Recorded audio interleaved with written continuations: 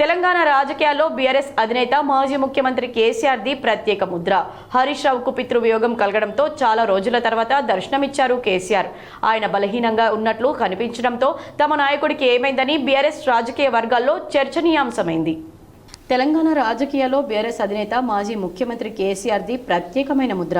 స్వరాష్ట్రం ఏర్పడ్డాక back to back 2 సార్లు అధికారంలోకి వచ్చి రాష్ట్ర రాజకీయాలను తన కనుసైగతో శాసించారు.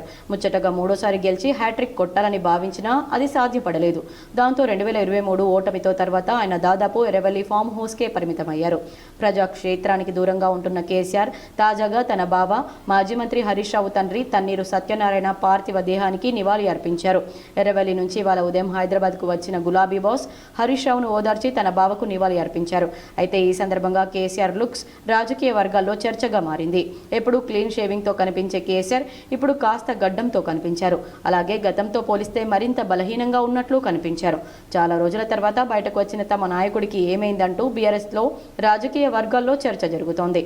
కాగా రాష్ట్రంలో బీఆర్ఎస్ అధికారం కోల్పోయాక 2023 డిసెంబర్లో ఎర్రవెల్లి ఫామ్ హౌస్లో కాలు జారి పడిపోయిన కేసీఆర్కు యశోద ఆసుపత్రిలో తుంటి మార్పిడి శస్త్రచికిత్స జరిగింది.